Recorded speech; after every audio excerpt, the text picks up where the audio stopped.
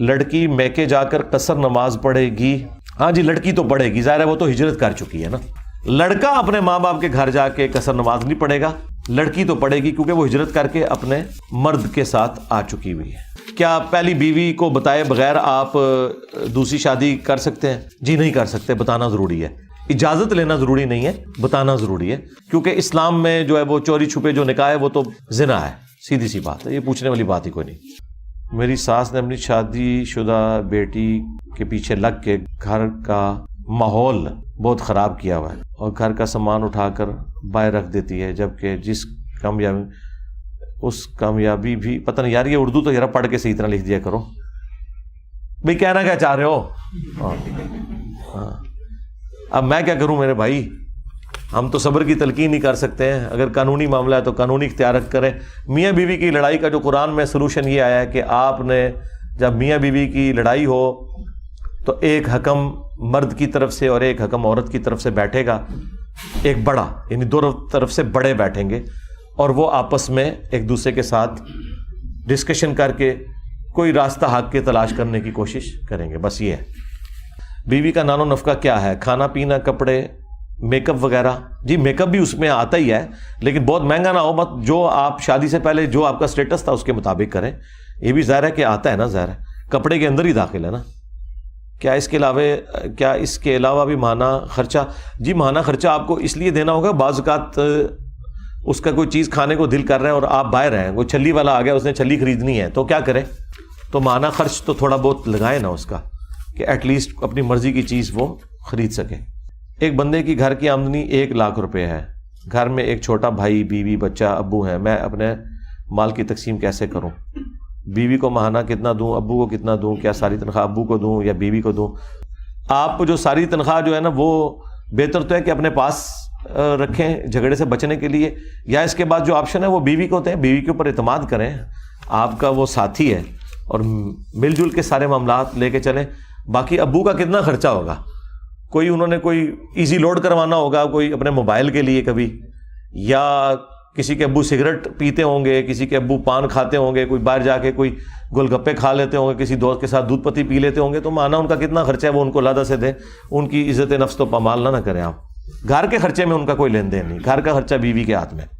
میاں بیوی ایک دوسرے کے لباس ہیں، مطلب ہر راز ایک دوسرے سے شیئر کرنا ضروری ہے. کیا مرد کے صدقہ جو چھپ کر کرتا ہے وہ بھی بتانا ضروری ہے؟ اگر بیوی اصرار کرے کہ کہاں صدقہ کرتے ہو، دیکھیں اگر آپ کو خطرہ ہے کہ وہ آپ کو روکے گی اس کام سے پھر تو آپ اس کو نہ بتائیں، اور اگر یہ خطرہ نہیں تو آپ ضرور بتائیں. باقی ہوتا ہے بعض کا تو عورتیں روکتی ہیں مطلب خرچہ کرنے سے، لیکن یہ نہ ہو کہ آپ کہیں کو چھپی دوستی اور نبھا رہے ہو، کو پیرلل میں کوئی کام شروع کیا ہوتا ہے، یہ بھی نہیں کرنا. کیا عورت ٹوٹے ہوئے بالوں کو جلا سکتی ہے؟ ہاں جلا سکتی ہے، کوئی حرج نہیں اس کے اندر. ٹوڑے نہ کرے بس، جلا سکتی ہے، دفنا سکتی ہے، پھینک سکتی ہے. کیا اللہ نے کسی انسان یا فرشتے کو اپنی آواز سنائی ہے؟ دیکھیں جی اللہ تعالیٰ کا بولنا، اس کی زبان، اس کی آواز، اس کی کوئی مثل نہیں ہے. قرآن میں آیا ویسے وَكَلَّمَ اللَّهُ مُوسَىٰ تَكْلِيمًا، موسیٰ علیہ السلام سے اللہ نے کلام کیا جیسا کہ کلام کرنے کا حق تھا، لیکن کوئی تفصیلات نہیں ہے. تو چونکہ تفصیلات نہیں ہے تو ہمارے پاس تو کوئی تب آزمائی کے لیے ڈیٹا موجود نہیں ہے.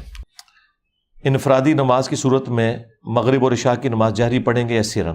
اجماع ہے کہ سرن پڑھنا جائز ہے، سرن پڑھنا جائز ہے، اجماع ہے. اور اجماع ظاہر ہے خبر واحد سے بھی بڑی دلیل ہے. البتہ اگر آپ جہرن پڑھنا چاہیں تو ضرور پڑھیں. کئی مساجد ایسی ہیں جہاں پہ عموماً مقتدی نہیں پہنچتے تو امام اکیلے جماعت کرواتا ہے. پھر وہ سنن نسائی میں حدیث ہے تیرے رب کو اس گڈریے پہ بڑا پیار آتا ہے جو پہاڑ کی چوٹی پہ اکیلا اذان اور اقامت کہہ کے جماعت سے نماز پڑھتا ہے، یعنی اکیلا پڑھتا ہے. تو اس میں آپ بلند آواز سے پڑھ سکتے ہیں، ضرور پڑھیں، بلکہ پڑھنی چاہیے. شادی کے بعد والدین سے علیحدہ رہنا حدیث سے واضح کریں. میں نے تو بتایا حدیث میں تو ساس سسر کا کوئی کنسیپٹ ہی نہیں میرے بھائی. آپ ثابت کریں کہ والدین کے ساتھ رہتے تھے، ہاں یہ صرف جائز ہے. تو علیحدگی خود بخود ہو جاتی تھی، لیکن لڑکے نے ماں باپ کا حق پورا کرنا ہے، اپنی بیوی کے ذریعے سے نہیں، خود کرنا ہے. بیوی کر دے تو بہت اچھی بات ہے، بیوی آپ کی بڑی نیک ہے اگر یہ کر رہی ہے تو. کیا 2 یا 3 مرد ایک موٹر بائک پر بیٹھ سکتے ہیں اکٹھے؟ الیاس قادری صاحب کے نزدیک یہ ناجائز ہے. دیکھیں الیاس قادری صاحب نے جو بات کی ہے وہ اپنی جگہ درست ہے، میں اس کو کنڈیم نہیں کرتا. اگر وہ والا معاملہ ہو تو بالکل غلط ہے، حرام ہے. لیکن ہر ایک بندے کو اس کے ساتھ لیٹ کر دینا یہ بھی غلط بات ہے. کیا یہ ایمان کی کمزوری ہے کہ کوئی شخص آپ کے سامنے غلط کام کرے,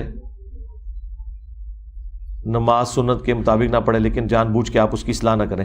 ایمان کی کمزوری نہیں ہے.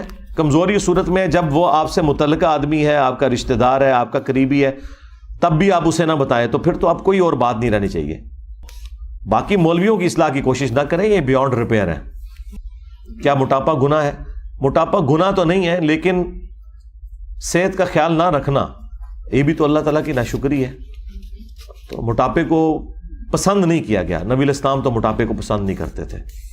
قرب قیامت کی جو بخاری مسلم میں ایک نشانی وہ یہ بھی بتائی گئی ہے کہ لوگ موٹاپے کو پسند کریں گے, تو اسے نیگیٹو چیز کے طور پر. ظاہر ہے موٹے بندے کی کیا زندگی ہے نا, نہ وہ بیٹھ کے وضو صحیح طریقے سے کر سکتا ہے, نہ وہ غیر ضروری بال صحیح طریقے سے کاٹ سکتا ہے. عذاب بنی ہوتی ہے اس کی زندگی اس کے لیے. موٹے بندے کا کیا کام ہے؟ انسانوں کی طرف سے جانوروں پر کیے جانے والے ظلم کو سہنے پر ان مظلوم جانوروں کو کیا اجر ملے گا؟ کیونکہ میرے ناقص علم کے مطابق اسلام تو یہی کہتا ہے کہ جانور نہ دوزخ میں جائیں گے اور نہ جنت میں. عرض یہ ہے کہ انسانی ظلم سہنے پر, یہ ظلم تو آپ کہہ رہے ہیں نا, یہ ظلم ہے یا نہیں ہے اس کی ڈیفینیشن وہ جانور کریں گے جو اپنے رب کے ماننے والے ہیں. ان جانوروں کو پتا ہے کہ ہم انسانیت کی فلاح کے لیے پیدا ہوئے ہیں. آپ کی چونکہ یہ ڈومین نہیں ہے, آپ کی ان کے ساتھ کوئی انٹریکشن نہیں, آپ تو نہیں بتا سکتے نا. ایک درخت کو پتا ہے کہ مجھے اس لیے پیدا کیا گیا ہے کہ میری لکڑی سے لوگوں نے نفع حاصل کرنا ہے, اور اس کو وہ اجر اس وقت ملتا ہے جب اس کی لکڑی اس نفع کے لیے استعمال ہوتی ہے. وہ خوش ہو جاتا ہے کہ میں جس کام کے لیے مجھے اللہ نے بھیجا تھا میں استعمال ہو گیا.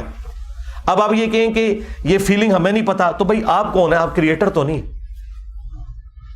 آپ کو اعتماد میں لینا تو کوئی ضروری نہیں ہے.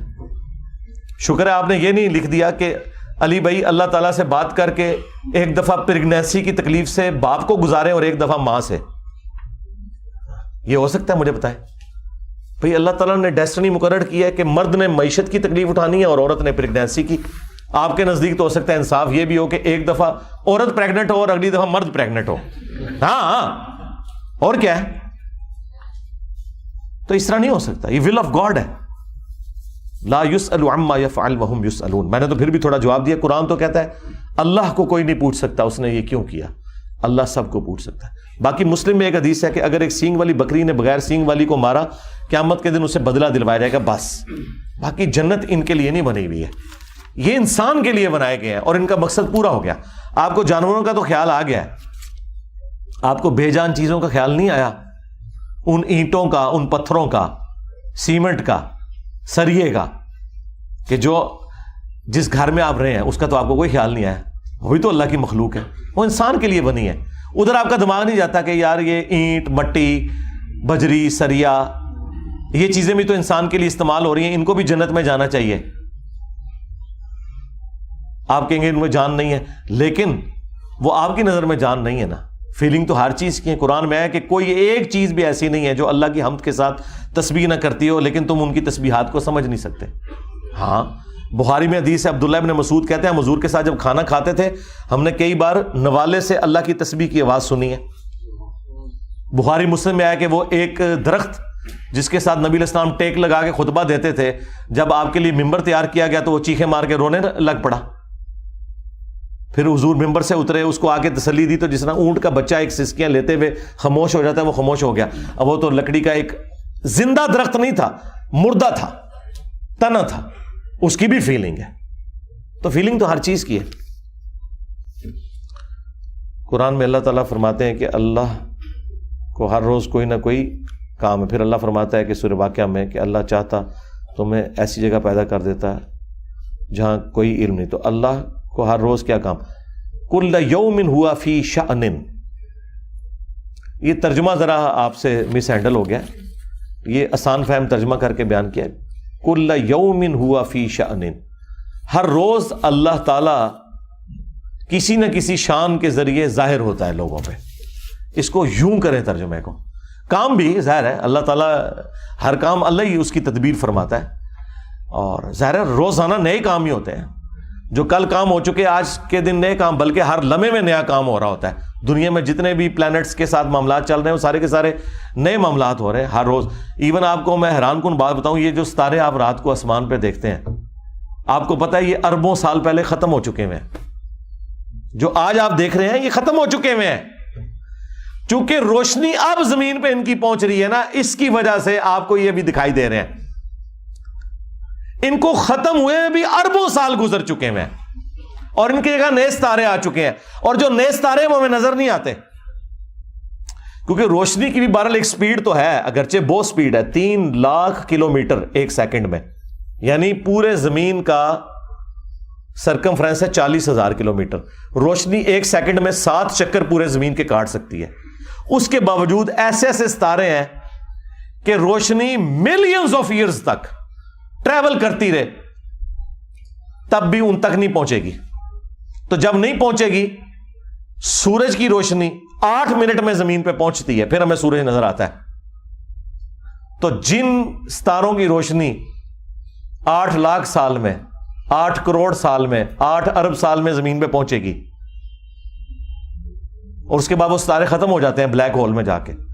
لہذا یہ جو آپ رات کو ستارے دیکھ رہے ہیں, آج آپ نے یہ تصور کرنا ہے یہ سب کے سب مر چکے ہوئے ہیں ستارے. آپ کو نظر اس لیے آ رہے ہیں کہ ان کی روشنی اب زمین پہ پہنچ رہی ہے. آپ پھر اللہ کی قدرت کا اندازہ کریں, وہ بلیک ہول والی میری ویڈیو دیکھ لیں تو آپ کو اندازہ ہو جائے گا. سبحانک اللہم و بحمدک, اشہد ان لا الہ الا انت, استغفرک و اتوب الیک, وما علینا الا البلاغ المبین. جزاکم اللہ خیرا.